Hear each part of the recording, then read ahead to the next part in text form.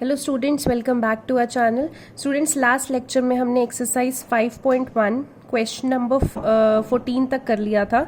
उसके बाद मैंने आपको होमवर्क दिया था।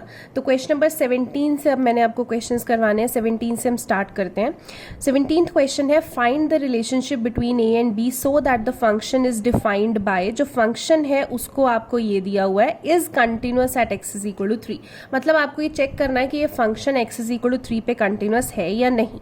सो if the function is continuous as X is equal to 3, sorry check नहीं करना, आपको बोल रखा है कि ये फंक्शन है कंटिन्यूअस। ठीक है, आपको रिलेशनशिप बताना है ए एंड बी के बीच में।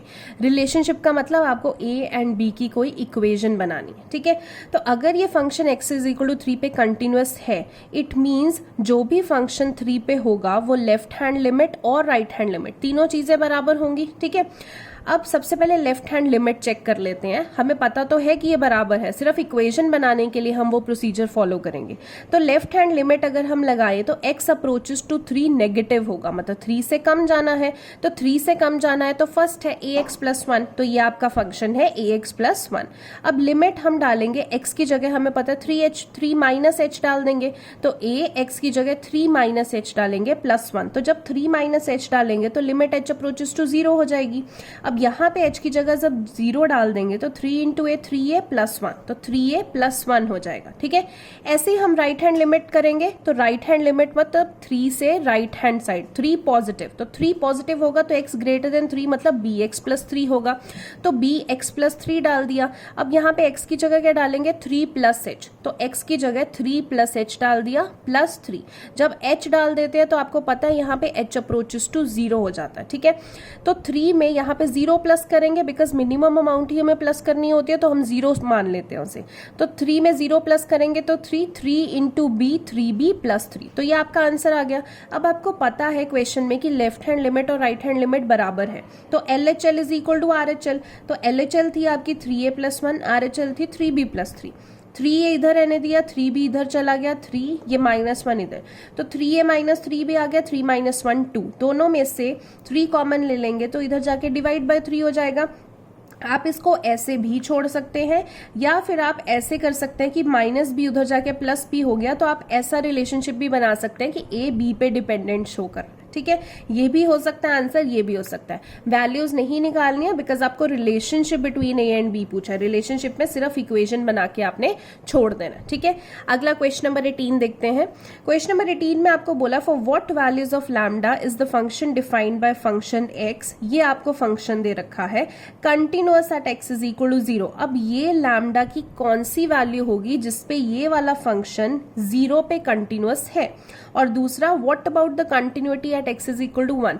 x इज इक्वल टू 1 पे हमने कंटिन्यूटी चेक करनी है। ठीक है, अब सबसे पहले तो लैम्डा की वैल्यू निकालनी है। अगर ये फंक्शन कंटिन्यूअस है x इज इक्वल टू 0 पे, अगर ये x इज इक्वल टू 0 पे कंटिन्यूअस है, मीन्स जो लेफ्ट हैंड लिमिट होगी और जो राइट हैंड लिमिट होगी वो बराबर चल रही होगी। ठीक है, x इज इक्वल टू 0 पे सबसे पहले लेफ्ट हैंड लिमिट चेक करते हैं। Limit x approaches to 0 negative. अब 0 से लेफ्ट साइड पे जाना है, 0 से लेफ्ट साइड पे जाएंगे तो ये वाला आपका फंक्शन है, तो हम फंक्शन लिख लेते हैं lambda into x square minus 2x।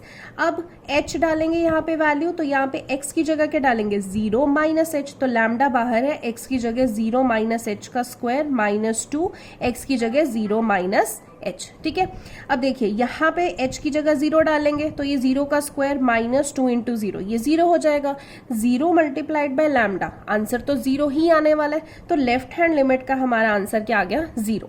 अब अगर राइट हैंड लिमिट हम देखते हैं तो राइट हैंड लिमिट मतलब x अप्रोचेस टू 0 पॉजिटिव, तो 0 पॉजिटिव यानी कि ये वाला फंक्शन है, यही आ रहा है ग्रेटर देन 0 पे, ये वाला फंक्शन आ रहा है तो वो लिख देंगे। फिर हम क्या डालते हैं, x की जगह हमने वैल्यू डालनी होती है 0 प्लस h, तो 0 प्लस h डाल दी प्लस 1। लिमिट क्या लेंगे हम, h अप्रोचेस टू 0। जब यहाँ पे 0 डाल देंगे तो 4 इंटू 0 0, 0 प्लस 1 इज 1। अब एक चीज देखिए, लेफ्ट हैंड लिमिट जब हमने डाली तो हमारा आंसर 0 आ गया। बेसिकली लैम्डा ही क्या बन गया हमारा, लैम्डा इंटू 0 0 हो गया, मतलब लैम्डा ही यहाँ पे खत्म हो चुका है। और राइट हैंड लिमिट में 1 आ रही है, ठीक है।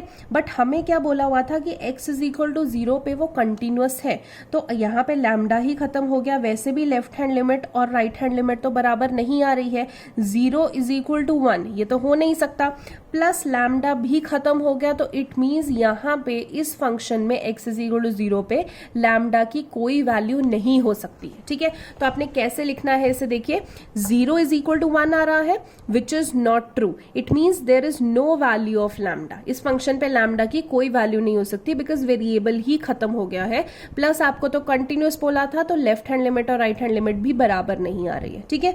दूसरा आपको चेक करना था कि x इज इक्वल टू 1 पे चेक कीजिए। अगर हम फंक्शन चेक करते हैं x इज इक्वल टू 1, ठीक है, x इज इक्वल टू 1 का मतलब क्या है कि ग्रेटर देन 0। अगर आप इस फंक्शन में देखें तो ग्रेटर देन 0 जितने भी होंगे तो आगे वो x इज इक्वल टू 1 भी हम ले सकते हैं, यानी कि यही वाला फंक्शन आपका चलेगा। अगर मैं 1 पे चेक कर रही हूं तो 1 से लेस अगर चेक करूंगी लोअर लिमिट तो वो भी यही वाला फंक्शन आएगा, बिकॉज ग्रेटर देन 0 एंड 1 से कम वो भी यही आएगा। अगर 1 से राइट हैंड साइड जाऊंगी तो वो भी यही आएगा क्योंकि वो ग्रेटर देन 0 में आ रहा है, ठीक है।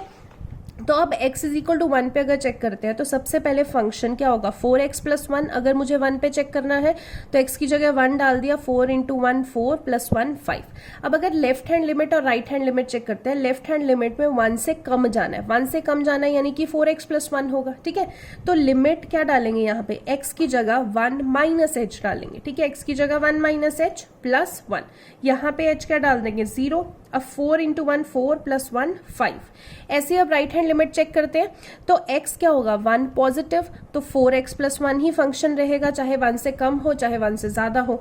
यहाँ पे x की जगह डालेंगे क्या 1 प्लस h, तो यहाँ पे 1 प्लस h डाल दिया, तो लिमिट h अप्रोचेस टू 0। अब यहाँ पे 0 डाल देंगे तो 4 इंटू 1 4 प्लस 1 5। अब आप देख सकते हैं कि जो फंक्शन की वैल्यू थी वो भी 5 आ रही है, लेफ्ट हैंड लिमिट और राइट हैंड लिमिट दोनों की वैल्यू 5 आ रही है। इट मीन्स जो फंक्शन है it is continuous at x is equal to 1। Okay, question number 19 देखते हैं।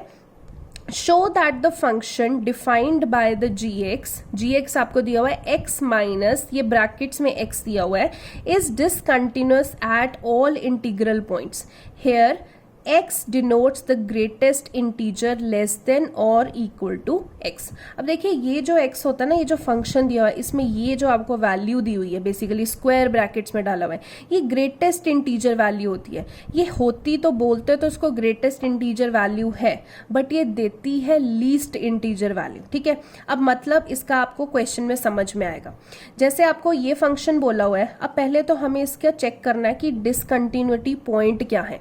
अब कोई पॉइंट तो इसमें दिया नहीं हुआ, जब कोई पॉइंट नहीं दिया हुआ तो हम चेक कर लेते हैं किसी भी आर्बिट्री पॉइंट पे। आर्बिट्री पॉइंट मतलब कोई भी वैल्यू हम ले सकते हैं, जैसे हम जनरली अभी तक चेक करते आ रहे हैं at x is equal to c पे, ठीक है।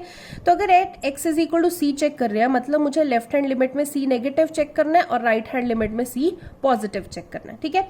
तो अगर लिमिट मैं लूंगी x approaches to c negative, तो चाहे c नेगेटिव हो c पॉजिटिव हो, फंक्शन तो मेरे पास एक ही है, तो फंक्शन वही है x minus greatest integer value of x। तो यहाँ पे x की जगह मैं क्या डालूंगी c माइनस h, तो जब यहाँ पे x की जगह डाल दिया c माइनस h, यहाँ पे greatest integer value c minus h, और लिमिट क्या डाल देता है h अप्रोचेस टू 0, ठीक है। अब इस चीज को समझिए ग्रेटेस्ट इंटीजर वैल्यू क्या है। अगर जैसे मैंने लिख दिया इसके अंदर 4.99, ठीक है। अब बेसिकली 4.99 जो है वो 4 और 5 के बीच में आता है, ठीक है। बट यहाँ पे जो वैल्यू होगी इसके अगर ग्रेटेस्ट इंटीजर वैल्यू होगी तो वो हमेशा लोअर लिमिट होगी, यानी कि 4 और 5 के बीच में आ रहा था तो लोअर लिमिट इज 4, ठीक है। इसीलिए मैंने बोला कि बोलते इसको ग्रेटेस्ट इंटीजर वैल्यू है बट देता ये लीस्ट इंटीजर वैल्यू है, ठीक है। अब इंटीजर वैल्यू है, देखिए इंटीजर होल नंबर्स की फॉर्म में होता है, वो फ्रैक्शन में हम उसको नहीं लेंगे, इसीलिए हम उसको 4 लेते हैं, ठीक है। अब यहाँ पे बात आ जाती है, आपने लिख दिया x की जगह c माइनस एच, यहाँ पे भी x की जगह c माइनस एच, ये तो c माइनस एच चलिए एज इट इज लिख दिया माइनस। अब ये ग्रेटेस्ट इंटीजर वैल्यू में c minus H c minus 1 कैसे बना। अब ये देखिए कैसे बना।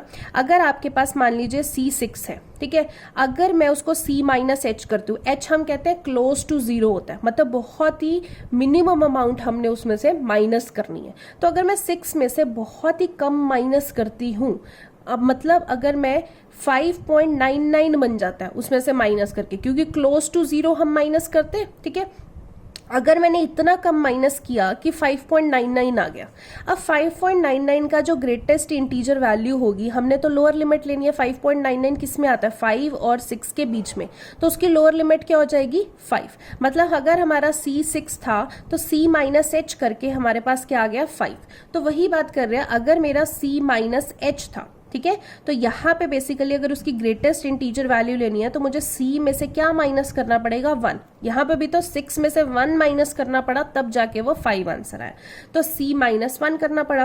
तो यहाँ पे C माइनस एच, अब 0 डाल देंगे, H की जगह 0 डाल दिया, तो C माइनस C, ये क्या हो जाएगा? +1। C कैंसिल, 1 आ गया, ठीक है। सेम वेज आप इधर कर सकते हैं, limit x approaches to C positive, positive भी होगा तब भी x minus x greatest integer value रहेगी, तो x की जगह आपने क्या डालना है? C प्लस एच, माइनस इधर भी x की जगह C प्लस एच डालना है, ठीक है।